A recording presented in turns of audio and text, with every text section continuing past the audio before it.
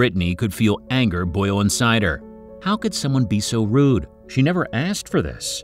It also wasn't as if they were being nasty in a quiet way. They were trying to get her to agree with them and go along. The situation turned worse when she went to her boss and was told to suck it up. Hello, wonderful people. I'm Jamie Buck from WonderBot, and here is... Waitress refuses to serve couples, saying she chooses morals over money. Before we begin, make sure you smash the like button, subscribe to our channel, and click the notification bell for more amazing videos.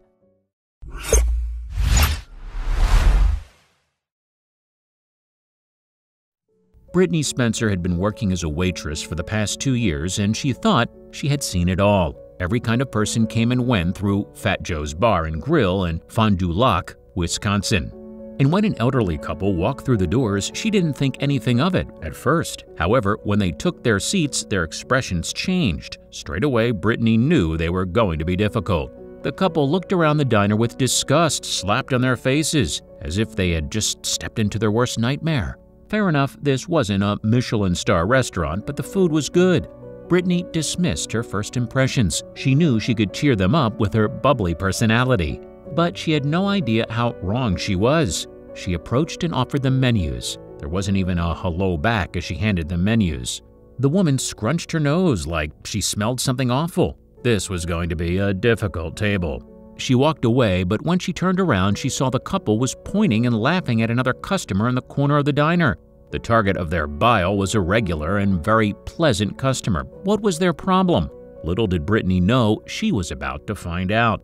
The couple was deep in conversation and unaware that Brittany was standing right behind them, waiting on another table. Brittany's ears perked up and she listened in to their conversation. The words that flowed out made Brittany's stomach launch into her throat. How could they say something like that? It was beyond wrong.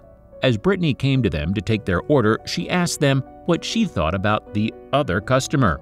They asked Brittany if she thought it was as disgusting and wrong as they clearly did, even questioning why they would let someone like that into the restaurant.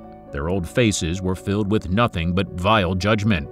"Sorry, but I can't serve you. And I don't agree with what you said," she told them before walking away. However, she couldn't just leave it at that and asked her manager if the table could be assigned to another employee instead. But things were about to get even more twisted. Her manager refused, essentially telling her that she should suck it up or go home. Brittany knew she couldn't serve the table with customers who held such horrible opinions on a human being, not to mention making one of their regulars feel uncomfortable. So she grabbed her bag and stormed out the door. But the repercussions of her actions were about to come back to bite her. That evening, Brittany shared what had happened on Facebook. People responded, applauding Brittany for standing up for herself.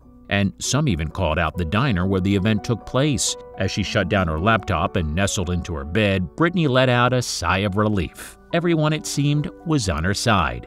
The next day, management told Brittany she was fired. Bursting with anger, she grabbed her laptop and went straight to Facebook. She updated everyone on the disgusting development. The reactions were explosive. "But I always choose my morals over money.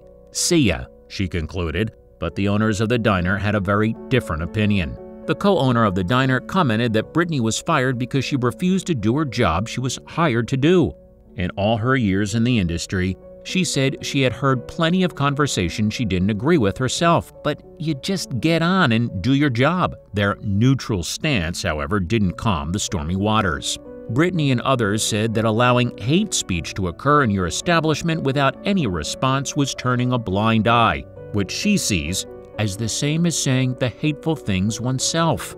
But Brittany still thought she had made the right decision. As for the current situation and ideals of the diner, Brittany finished up her viral Facebook post with, "Please feel free to leave a review on their Facebook page, Fat Joe's Bar and Grill. They received so much hate that they had to temporarily take down their Facebook page." It is, however, up again. Also, not long after the situation went viral, a couple of in-person protests forced the restaurant to call the police. Despite it all, they claim that the event hasn't affected their day-to-day business and they will continue with the same moral approach. There was one key element that they conveniently left out, however, that many overlooked. Brittany acted with enough professionalism that she simply asked to switch tables, which is not a monumental request. The boss's reaction, "Suck it up," reveals the attitude towards their employees' comfort. But what about being allowed to refuse service to customers trying to force opinions on someone who just wants to take their meal order? And what do owners Joe and Whitney Wallander have to say? "Everyone has their opinions. Everybody is entitled to their opinions," said Whitney, co-owner of Fat Joe's, in an interview with CBS. Whitney also says that she and her management team made the decision to send Brittany home that day, but hadn't actually fired her for refusing to serve the group of customers. Before the staff meeting that Sunday morning, other employees at the restaurant showed the Wallanders screenshots of the post Brittany had written about the incident on Facebook. Although the post did not directly reference Fat Joe's, Tad Wallander said that Brittany's Facebook profile listed Fat Joe's as her place of work. This, he said, tied the post and the restaurant together, and they couldn't have that. Tad and Whitney didn't take kindly to being publicly called out on Facebook. After all, their establishment has a reputation to uphold. Tad was concerned that Brittany's post had changed the dynamic of the entire situation, claiming that it was very unprofessional on Brittany's part. When Brittany arrived at the staff meeting, she was promptly fired. She decided she wanted to post stuff on Facebook about being sent home, Whitney said, and we just made the business decision that we can't have employees that aren't going to make us look good as an establishment. We should be able to get along as a community, says Whitney. Everyone has different opinions, and I think it's important that we know how to live with people that have different opinions from us. We don't take a stand on any conversation people have.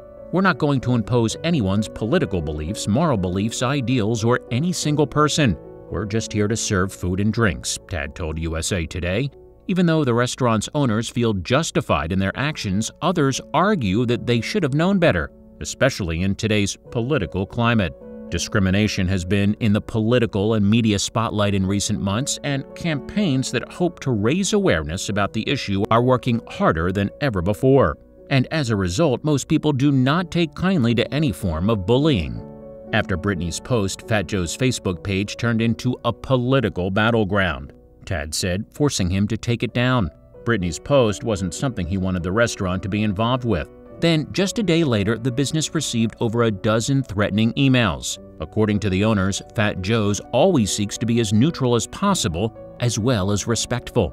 According to them, both the guests who made the rude remarks and the person they were talking about are regular patrons at the restaurant. And Tad said that there's never been a problem between the two groups before. If they felt they were being harassed, if they did, I apologize. That was never my intention, says Brittany. I don't want anyone to be harassed. But they do need to know that what they did was wrong. Letting people say transphobic things is not remaining neutral, Brittany said.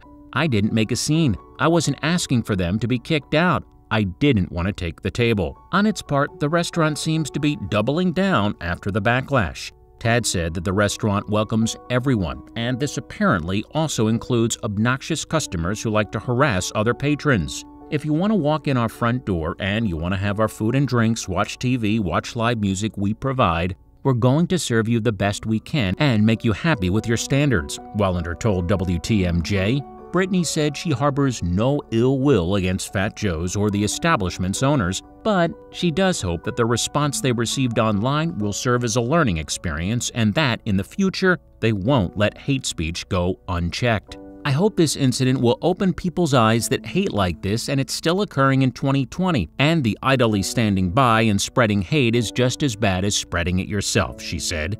Do you think she did the right thing?